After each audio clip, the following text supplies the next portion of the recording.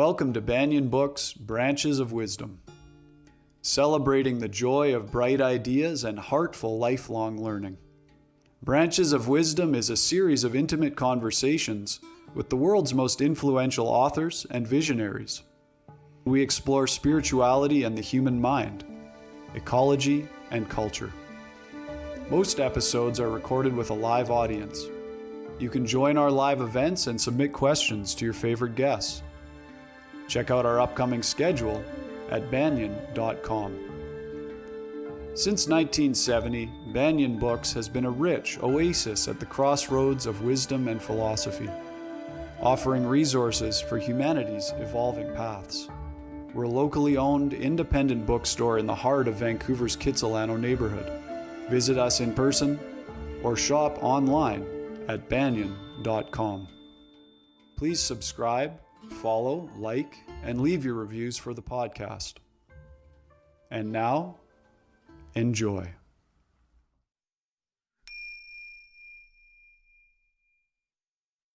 Hello, everybody.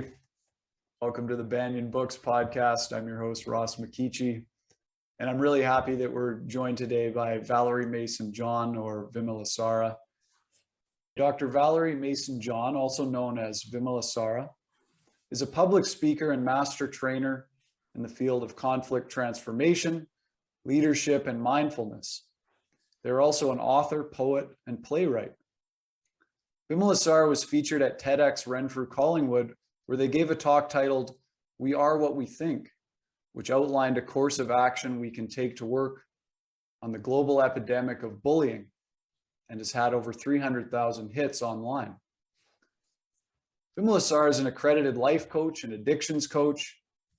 They're also one of the founding facilitators of Dr. Gabor Mate's Compassionate Inquiry course. They're trained in both compassionate inquiry and internal family systems, and work as a mindfulness coach to help liberate people from the prison of their minds. Vimalasara is also ordained into the Triratna community and has been practicing Buddhism for over 30 years. They're the co-founder of 8-Step Recovery, an alternative to the 12-Step program for addiction, and also the co-founder of the accredited program Mindfulness-Based Addiction Recovery, which is a cousin of mindfulness-based relapse prevention. Vimalasara is an award-winning author and editor of 10 books, including 8-Step Recovery and Detox Your Heart. This year, their book, I Am Still Your Negro, an homage to James Baldwin, was shortlisted for both the Dorothy, Livesay, and Gerald Lampert awards. Today, Vimalasara is with Banyan Books in conversation about the release of a book for which they are the editor and a contributing writer. The book is titled Afrikan Wisdom: New Voices Talk Black Liberation, Buddhism, and Beyond. A bit about the book. It's a spiritual, political, and interdisciplinary anthology of wisdom stories from Black liberation leaders and teachers. Afrikan Wisdom represents an intersectional, cross-pollinated exploration of Black life, past, present, and future.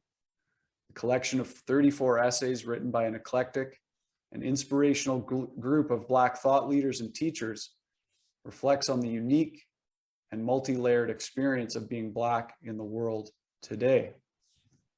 If you'd like to learn more about today's guest, please visit their website. It's ValerieMason-John.com. Banyan community, please join me in a warm welcome for Vimalasara. Vimalasara, thank you so much for joining us. Thank you. Thank you for that. Just that long introduction.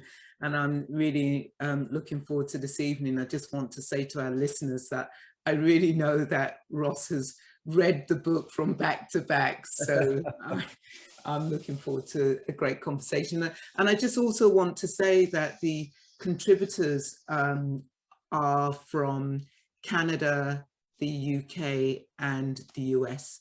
And that was very important for me because I straddle those 3 countries. Yeah, thank you. And it's a fantastic book. And for me, it was really illuminating and rich to dive into all of these different perspectives. So I'm encouraging everyone to please get a copy of this book and check it out. Now, maybe you can fill us in on what happened in 2019 at Spirit Rock Meditation Center in California. Before I do that, I wanted to, we spoke about that playing because yes, we have the what's called the Negro National Anthem, and I thought it would be really great to play that first, to begin that. So I just wanted to say that the Negro National Anthem is called Lift Every Voice, and it was written by James Weldon Johnson, and his brother in 1899 put it to music. So I'm just gonna play that now. Let me just see, so hopefully. Okay.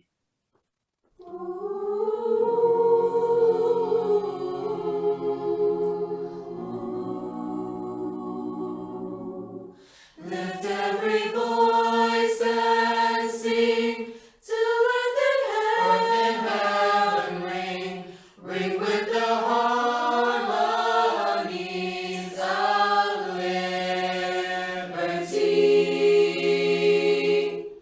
Let our rejoicing rise as the listening skies. Let it resound loud as the rolling sea. Sing a song full of the faith that the dark past has taught us. Sing a song full of the hope that the present has brought us. Facing the rising sun, a new day begun. Let us march on till victory is won. Victory is won. God of our wearies, God of our silent tears, Thou who hast brought us thus far on the way, Thou who hast by Thy might led us into the light, keep us forever in the path we pray.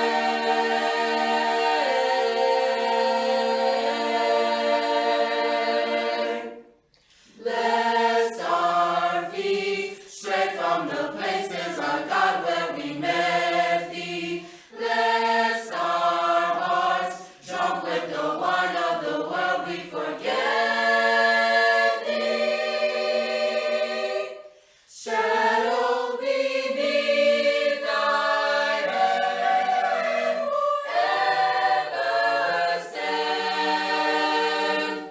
True to our God, true to our God, true to our God, true to our God, true to our native land.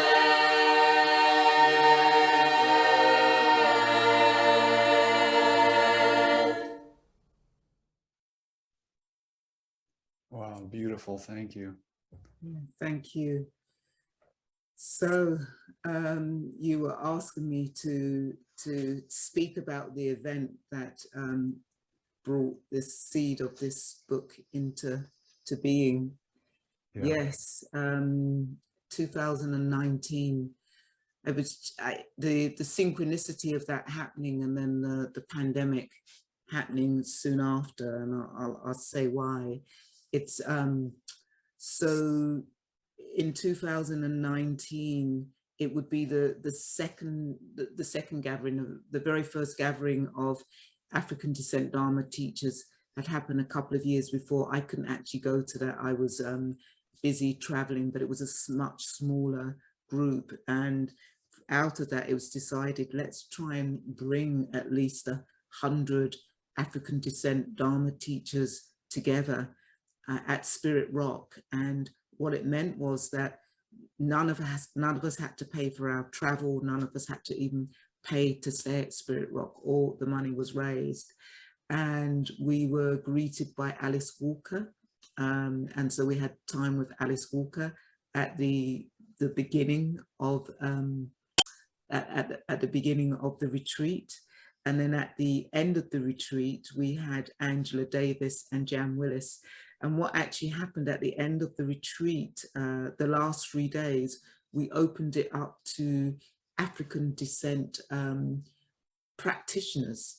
And so, you know, from 100, we went to perhaps 300, 400 people at Spirit Rock. So it was an amazing event. And the event was amazing is because it brought collaborations together, and it brought teachers who had been working in silos, hadn't had that connection, teachers who are working like myself in the context of predominantly white sanghas, and brought us together to do things.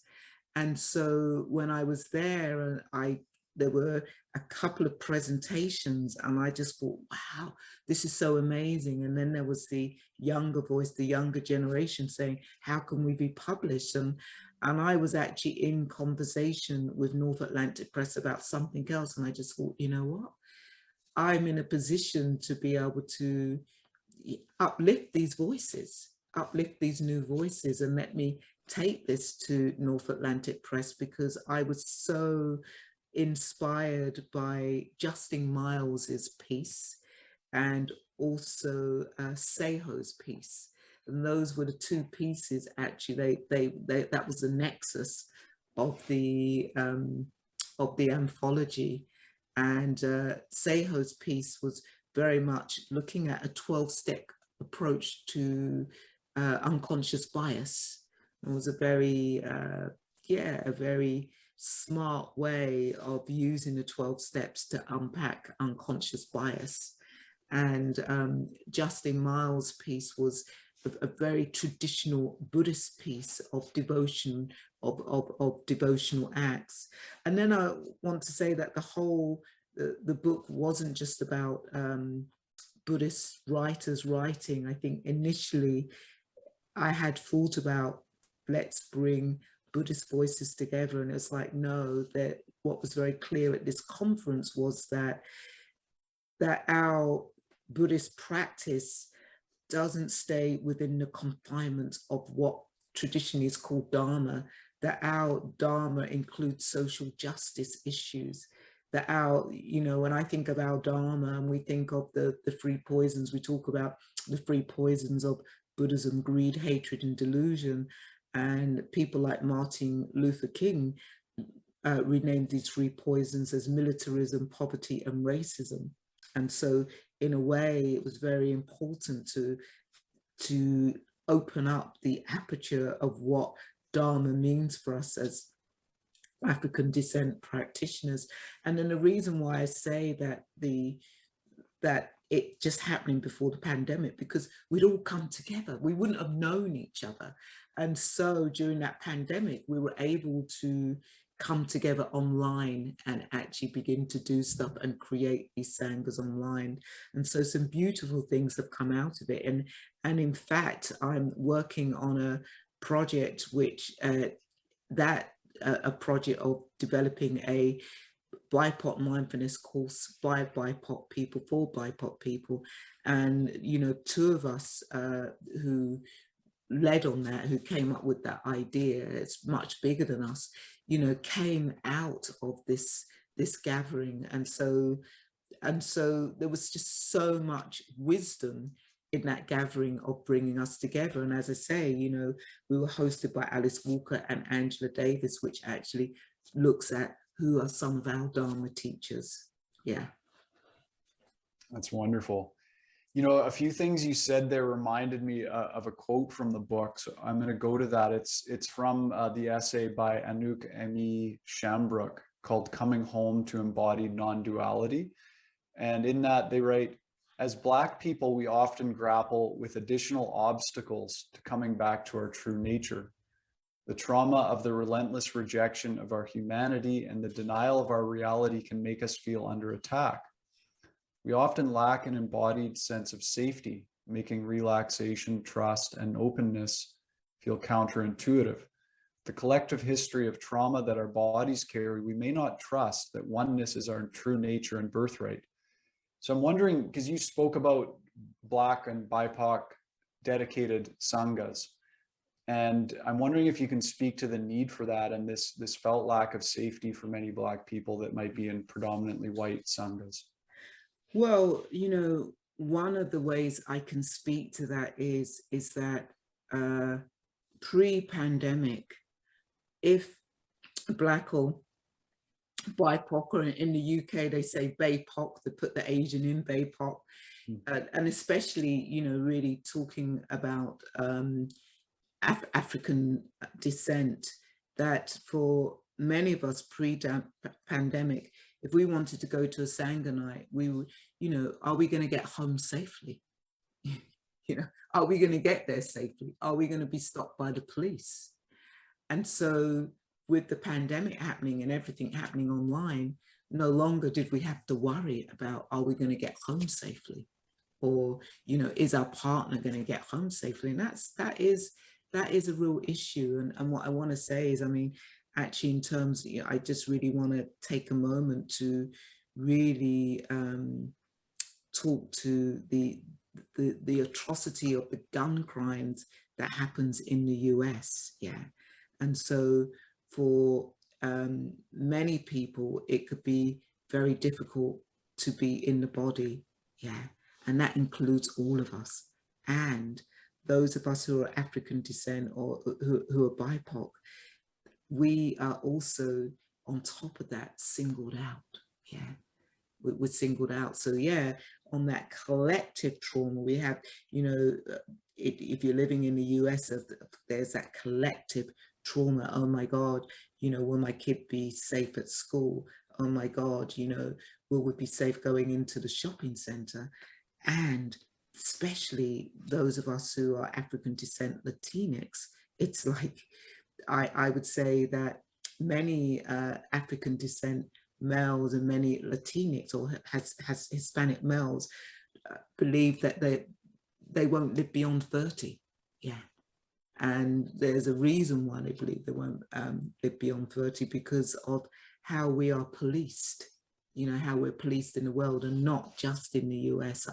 I grew up in the UK, and we are policed in a very similar way. The only difference is that we just don't have the same access to guns. We have the access to knives, and not the same access to guns. So what's really important, I think, to have BIPOC sanghas or even African descent sanghas or specifically Asian sanghas, I think it's important is because if we go into centers like Spirit Rock, or even my centers like Triratna, the Dharma is very, very much packaged through a Western lens. Okay, so what we have to remember is that the Buddhism was brought to the West by Asian people. Okay, we have to remember that Buddhism wasn't brought to the West by people like Sharon, as much as I love her, and Jack Cornfield, as much as I love him, etc. It was brought by Asian people in 1800s. Okay, and those Buddhist temples are very, very strong, and there are many people who grow up perhaps culturally being Buddhist, and then there's a whole generation of perhaps of Asian people who didn't grow up Buddhist and are looking for something, and maybe don't want to go to their, and I would say ethnic temple. They might want something which is slightly different, and what they're going to get is it's something which is through a white Western lens. So if we are able to come together as a BIPOC community or as an African descent community, we can begin to translate the Dharma through our experience, because the Dharma it's a living truth. You know, if you think like the Dharma in India, and then it goes to Burma, look how different it is in India to Burma. Look how different the Dharma is from Burma to Tibet. Look how different the Dharma is from Tibet to China. It's not like the teachings are thrown out, but how people live the Dharma is very different because you experience it through your cultural lens. And so what's happened is here in the West, in the US, in Canada, in the UK, the Dharma, which has become popular, a lot of that has been packaged through the white Western lens, and it's time we as BIPOC and BAPOC people begin to translate the Dharma through our experiencing, through our lens, and to know that, yes, that is okay, that we can go into a Dharma hall, and when we're talking about the Four Noble Truths, we need to include the suffering of actually anti-Asian oppression, anti-Black oppression, anti-Hispanic oppression. We need to be able to talk about that. So it's really important that we have those spaces. Thank you. Yeah, and one of the essays in section one is titled Reappropriating the Buddha, and the first essay by Shaka Kalpani presents the historical evidence that India's first people were Black, and that Gautama Buddha himself was Black. I'm just wondering if you have any comments yourself on this point of view that Buddha was a Black man. I love it. I remember friends saying, wow, you know, that's the first one that we're going to lead with. And I said, yep. And in a way, it's like, I go with, if I'm in the UK and I go to Buddhist centers there, the Buddha is white, okay? It's like one of the most recent Buddhist centers that's been built in my tradition, Vajrasana, basically the Buddha, the Rupa, is this white dude. Do you know what I mean? So in a way, what we do is we often project our experience onto the Buddha, which is why people project male onto the Buddha, people project man onto the Buddha. And yet, when somebody becomes woke, when somebody becomes awake, basically all those labels that identify us as through our gender or our race have been destroyed, have been dismantled, and we are genderless, yeah. And yet, for our experiences, we will project male, we will project white, etc. So coming back to your question, I think in that chapter, it's a bit more complex than that, because it is actually looking at the migration of Africans into India, which has a long history. And actually, why not? You know, many Indian people are as Black as me and Blacker. You know, are they brown? You know, why not? You know, we quite honestly, if the Buddha was a wanderer, he couldn't have been pale skinned. He would have been weather beaten. And why? You know, it's possible. Why not?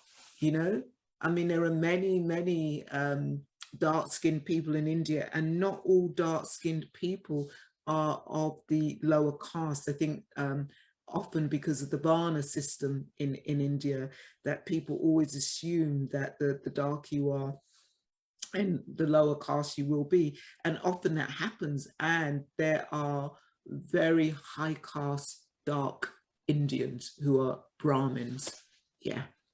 And we know that the Buddha was from the Brahmin caste and was very political. I mean, again, that's what I want to say is that actually it's almost like the Dharma expressed through the Western lens. We have to take out the politics, and yet there was always politics in the Dharma.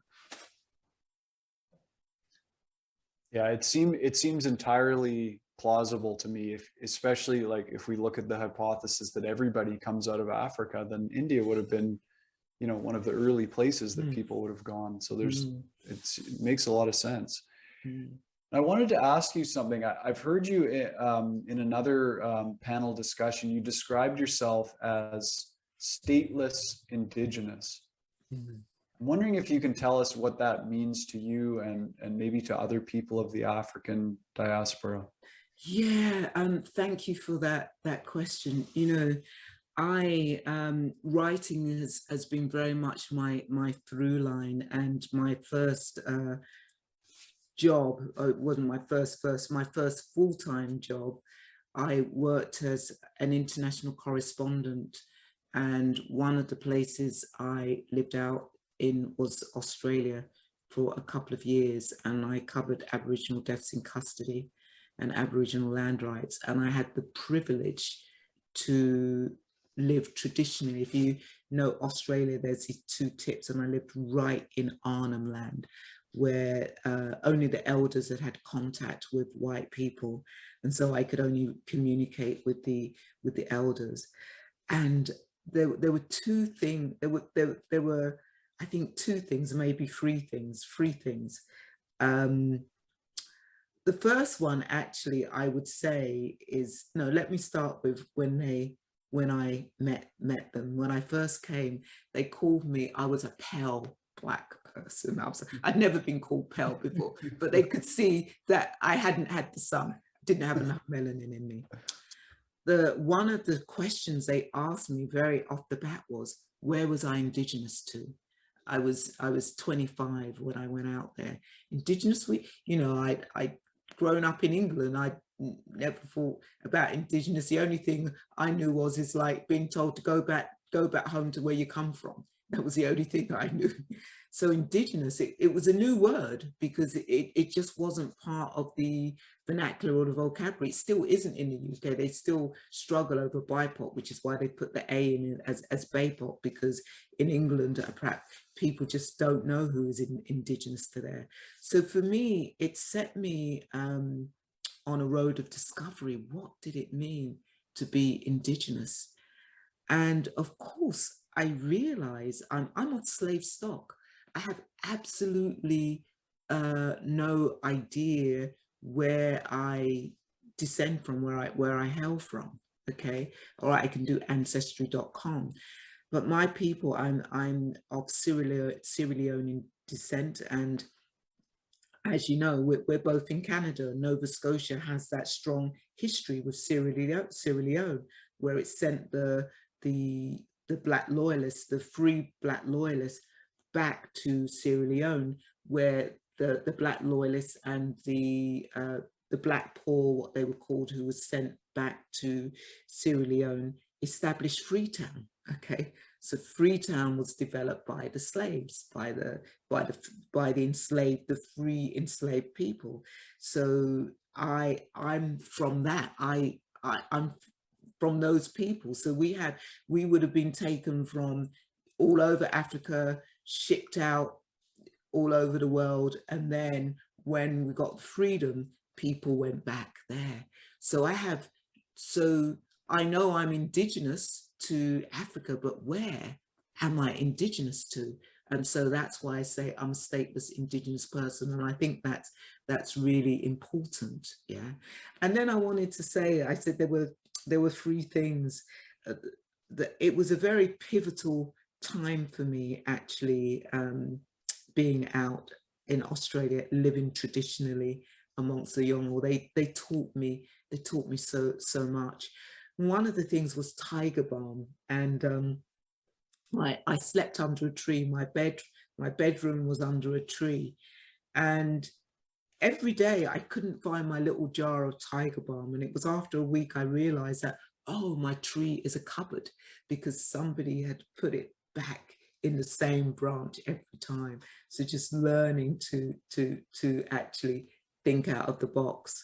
And then the other piece of wisdom that I got from that experience was, I spent a lot of time sitting around the fire. It would just be one log, one log, not all these twigs and building it up as you do. It's just one log that would burn for the whole night, and you would sleep around it. And it was always taught, never look into the fire, always look beyond it, because it would send you crazy. And for me, that's a real teaching. Never look right into the mind, always look beyond the thoughts, because if you look into the mind, into the thoughts, they will send you crazy. Always remember to see beyond. So yeah. Wow. Wow, that's really cool. Now, there's a term, Sankofa. Can you tell us what that means?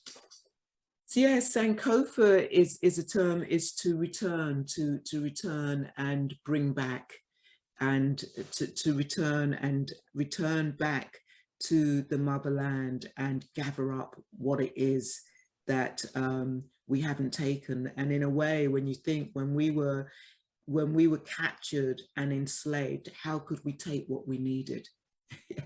The only thing we could take was this body. Yeah. And so the Sankofa is about the return, to return and to collect and gather and bring back. Mm-hmm. When I heard that term, I was struck by how important that might be to white people too. This idea that, you know, a lot of our trauma and the reasons we've perpetuated what we have is because of our disconnection from our indigeneity. I'm wondering if you can comment, do you think this is an important, this idea of Sankofa, of going back and taking back, you know, a piece that we may have lost, is important? I think, I think, yes, I think what's important is that every single one of us is indigenous to somewhere. Yeah, this is what we have to remember, that we are all indigenous to somewhere, and for us to honor that, and if we are able to discover where it is that we are indigenous to, and to have gratitude for those indigenous cultures that still survive. You know, that's just so important.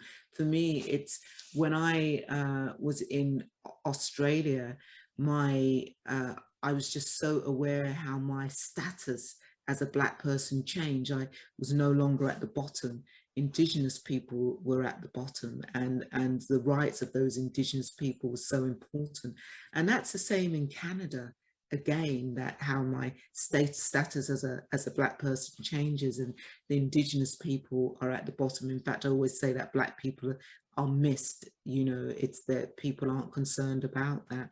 But what I want to say is it's the uprising of indigenous people. I just think, wow, you know, at some point, you know, I hope the indigenous people of Canada get their land back.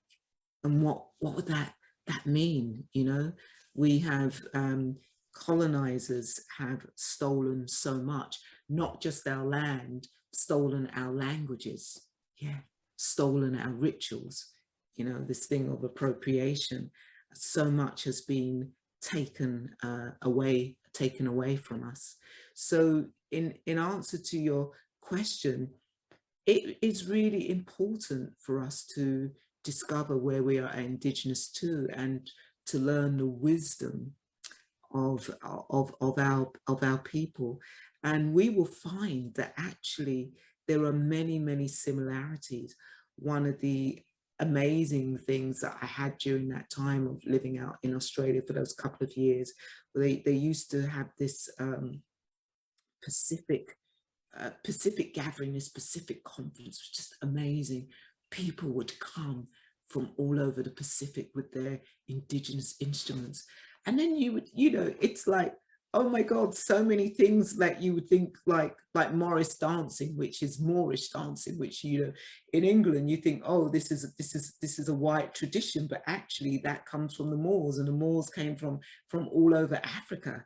You know, and then these instruments that we play, and we're introduced as these are Western instruments, and then you see the wisdom of these indigenous people who bring these huge instruments, and what we've done in the West is just made them smaller so that we can appropriate them and keep them in our pocket. So in answer to your question, it is really important, the return, and the really important for us to connect to our indigeneity. Thank you.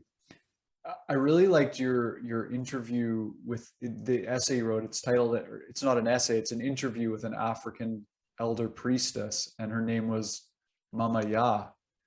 I'm wondering if you can tell us a little bit about your experience in meeting her and what she was like. Oh, she is amazing, and it's made me think I should reach out to her. One of the things I will remember, I met Mama Ya because I had I went on the first and only, it will be the first and only because Malidoma Somé has passed. Yeah. So I went on the first and only Malidoma Somé gathering of African descent people of ancestralization. And that's where I met Mama Ya. We shared a room. There was about 4 or 5 of us who shared a room. And just her wisdom, it was just to be in the presence of her wisdom. And one of the things I always remember is she taught me what you do with spirits. That's alcohol, what you do with spirits. You don't drink spirits because they're so strong. What you do is you welcome the spirit, you pour it on the ground and you rub it in your head. Yeah, that's where you put it. To put spirits inside you will just wreck the body. And that was just something that she really taught me in terms of calling in the ancestors and how we use the spirits. And she brought her big bottle of, I can't remember if it was whiskey or something, but it wasn't to drink. It was to welcome the ancestors and to protect us from the spirits. Yeah. And so you don't drink it, you rub it in your head or you pour it on the ground. And you have to, as you say, it's a beautiful interview, and one has to read that interview. Yeah. You mentioned Malidoma Somé, and he passed on back in December 2021. He was a good friend of Banyan Books, and we hosted him. I had the honor of hosting him one time. Might have been one of his last events that he did with Banyan. I'm just wondering if you could comment on what kind of man he was and the work that he did in the world. Basically, I think for me, I resonate with Malidoma because he was stolen, and he went to boarding school and was raised by the priest and was raised in that white context. And at some point he had to do his Sankofa and go back and to get his culture and to get his tradition and wisdom. And he did, and then kind of shared it with the world. And actually, really, one of the things about Malidoma is that he shared those gifts not just with African descent people, because as I say, we were the first and only ancestralization gathering that he did. But what I would say about Malidoma is that he was had a lot of wisdom, and just was really had a seeing, was able to see into this world through a different dimension. And taught you to really, there's that way of seeing where we can just see on that literal level, or we could say you can see on that metaphorical level, but he was able to see beyond that and see into the world through an alchemical lens, and was able to pass his knowledge on to people who can continue to take it out into the world. I'm not one of those people that went on retreat, but one of the people who contributed to the book, Hosmore, is one of his elders who is continuing the work of Malidoma. And I think his books have been so much solace for many, many people. I think in a way, what Malidoma has done for many people was really to bring African wisdom into the mainstream. Because before then, I can think the really Ben Okri, Famish Road, if you think of that, I loved Ben's book, The Famished Road. And that was really, I think, really quite pivotal when that came out, really, because there was no compromise of talking about African spirituality, African wisdom. But then here you had Malidoma really bringing the Dagra practice into the West. Thank you. Your essay, When Will We Sing, Dance, Tell Our Stories, Dwell in Silence, and Begin Breathing Again? There's a part that just, I had to share it, and it's a little bit of a long quote, but I'm just hoping it'll open a doorway to something we can discuss.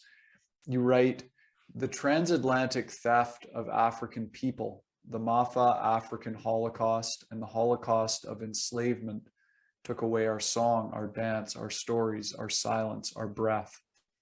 We couldn't even beg for our breath, our life force lynched from the moment the white colonizer came and conducted such atrocities and genocide on the continent of Africa. And then you go on to say, in Africa, when someone is spiritually, mentally, and or physically sick, it is said that the healers will ask 4 questions. The 4 questions, this is just so beautiful. When did you stop singing? When did you stop dancing?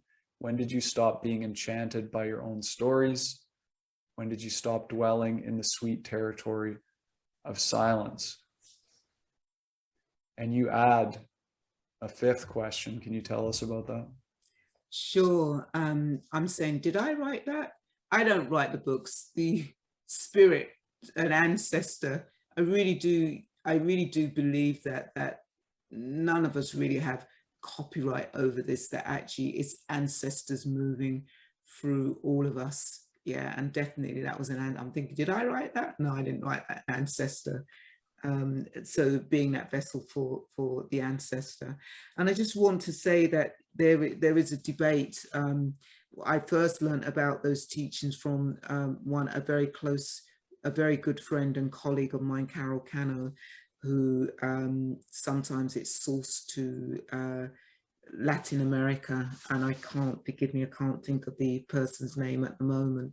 And then when I did research onto the internet, it was like, oh, these questions are in African culture too.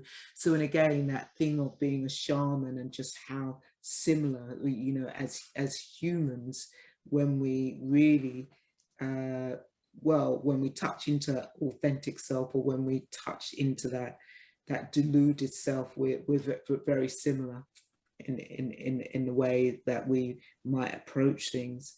And so for me, I added the extra question as a Dharma practitioner, and because I know for me, definitely we lose the breath. When did we stop breathing? Yeah, it's like the restriction of the breath. So many people do not allow themselves to breathe fully. And why don't they allow themselves to breathe fully? Because they learn to hold on to the breath due to trauma. And so again, yeah, when did we stop breathing? Yeah. So for me, it was a very significant, all those questions are very significant. Yeah. Thank you. There's some really nice questions here. I just want to thank the audience so far, the people that have submitted questions. This one is from Sista Zai Zanda, who says, Yolgnu, I hope I'm pronouncing that right, Yolgnu. I live in the southeast on Kulin Nations and migrated here from Zimbabwe. It's here that I began to think of Africans as indigenous, with privilege vis-a-vis Aboriginal and Torres Strait Islanders. What does indigenous mean to you? What is the significance of quote unquote indigenous for you? And I know we covered that a little bit, but I wanted to get to this question too. Yeah.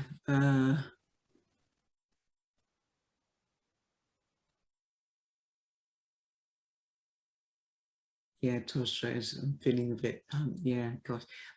One doesn't even think of Torres Strait Island when you're over here. That was one of the big griefs of coming back over to the UK then when I was in the UK, and just losing just the beauty of the Pacific.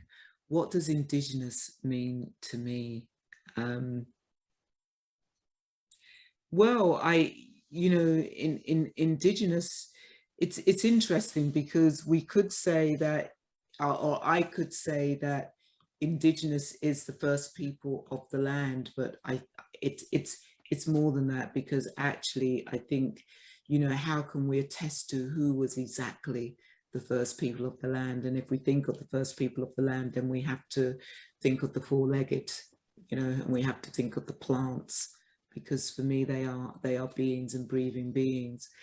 And today I think indigenous are those people who still hold the secret teachings and the wisdoms. Yeah, that definitely here in Canada, when I had the privilege to be able to be around the indigenous community, they hold that there has been wisdom that has been passed down into those communities, and they might not necessarily live the wisdom, but yet they are the keepers of the wisdom, and they remind us that actually there were people on this land before we adulterated it, before we appropriated it. And for me, indigenous people teach us how to be custodians of the land. If we were to listen to the indigenous people, would we be suffering from climate change right now?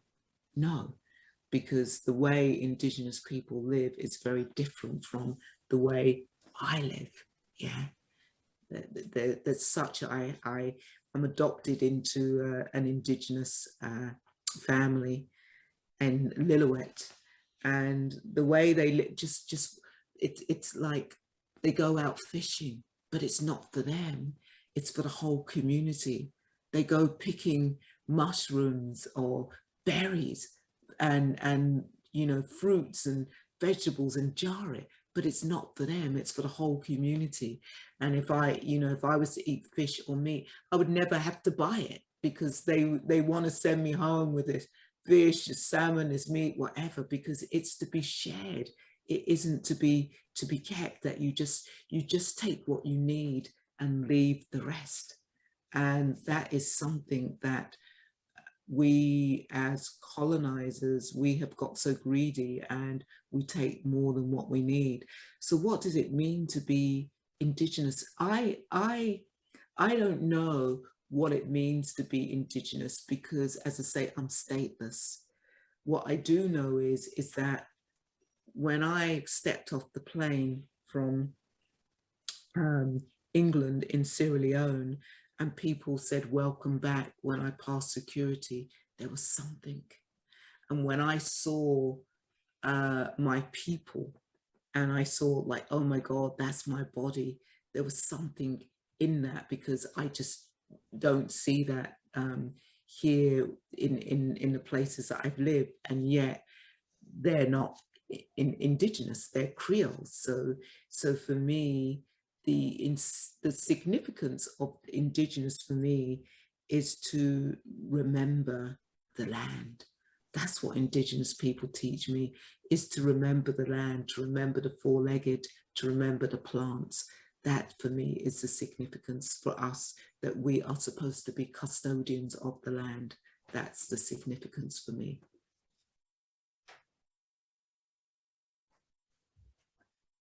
Thank you.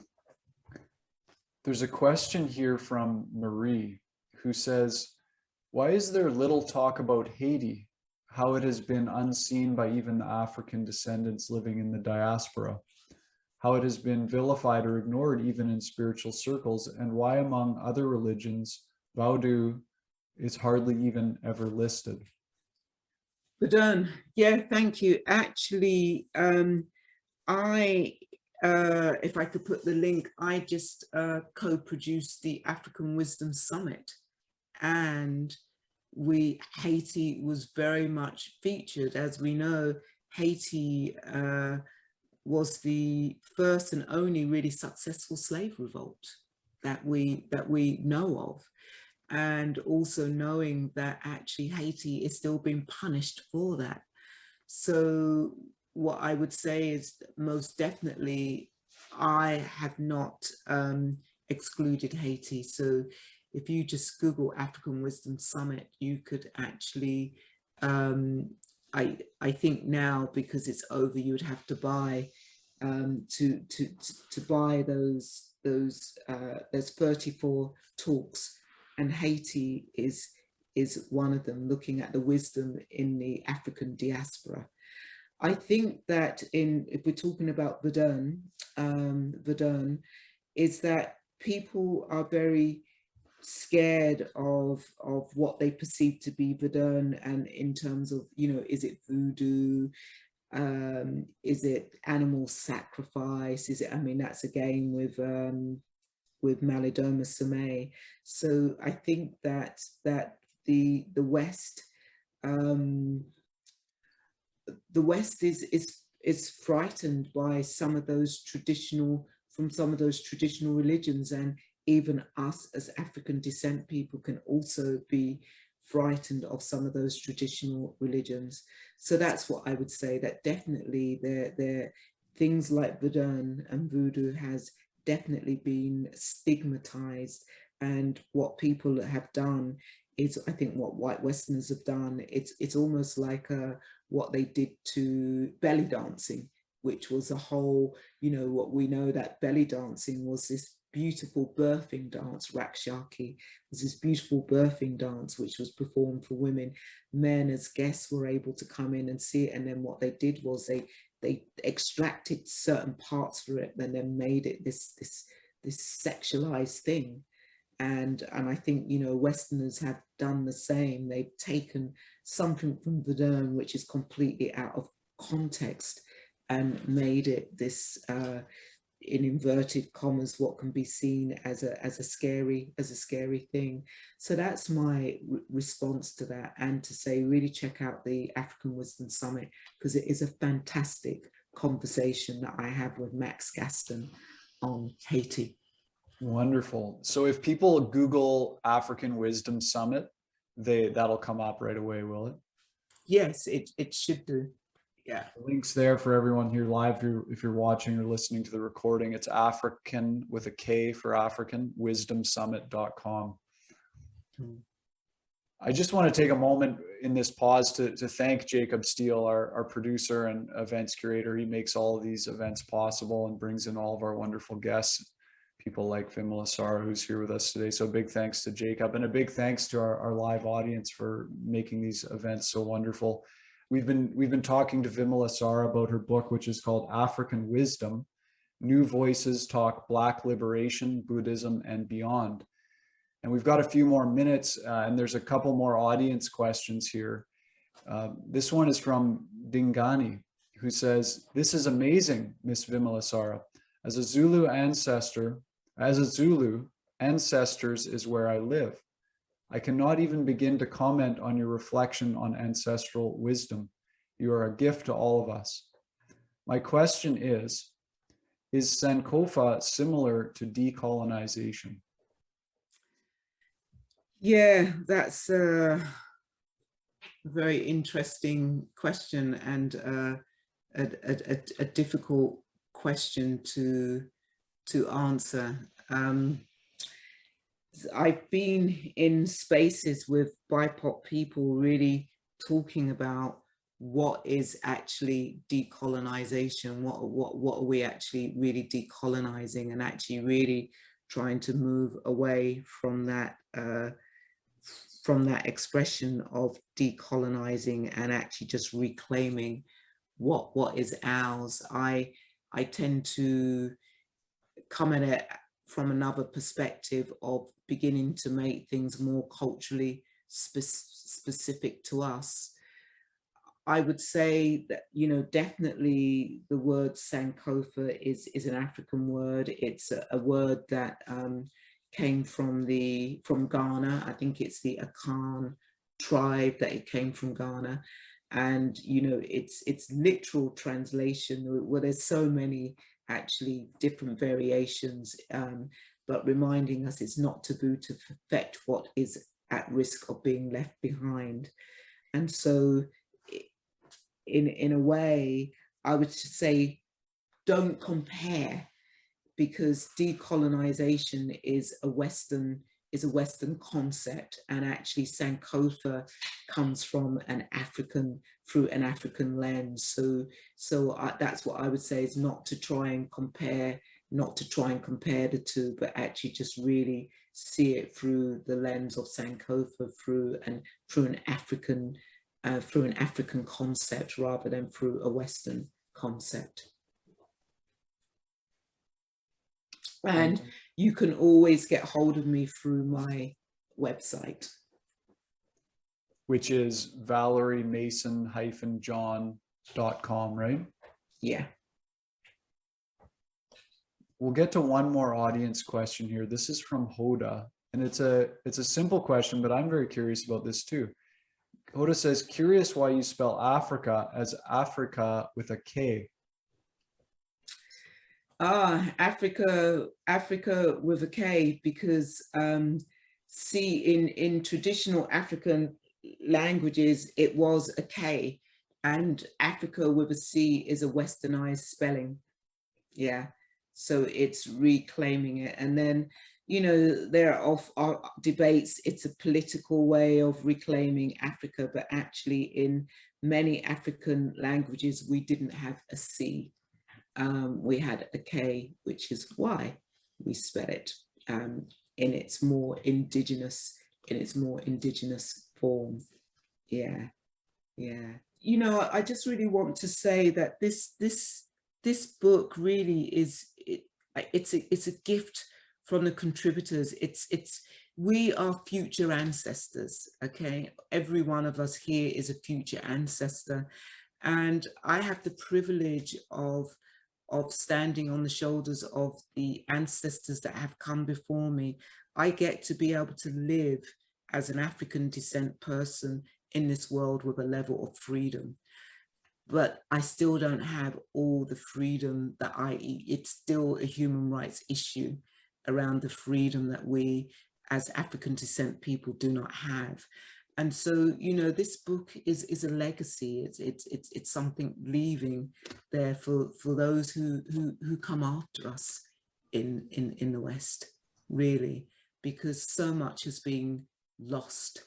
So much has been lost through the Mayafa, through the mass incarceration. We still experience a mass incarceration. Whether you go to Canada, whether you go to the US, whether you go to England, and I'm sure other places in Europe, African descent people are the most incarcerated, whether they be in mental health institutions, whether they be in prisons. Even in Canada, if you look at the percentage of African descent people in this country, we are still more incarcerated than indigenous people. In numbers, there's more indigenous people incarcerated, but if you look at the percentage of how small the population is here and the percentage, we are still more incarcerated because we're so much more visible. Thank you, Vimalasara, for this really wonderful book, and for all the work that you're doing, and for giving your time to speak with us today. It's much appreciated. Yeah, thank you, Ross. Thank you, Ross. I really enjoyed this conversation, and thank you for all of you who stayed for the conversation. Thank you. Sometimes it's like, oh my God, is there just going to be 3 people in the audience and you're just doing it for the recording? So thank you, and thank you all for your questions. Apologies that we didn't get to all of your questions. Yeah.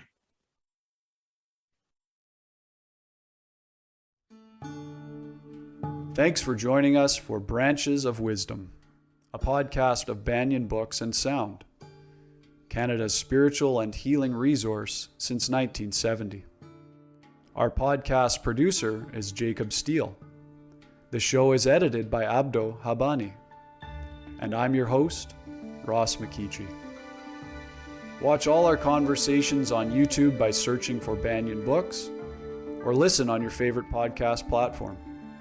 Please subscribe, follow, like, and leave your reviews and comments. We love to hear from you. For all our live events, books, and more, Visit us at banyan.com.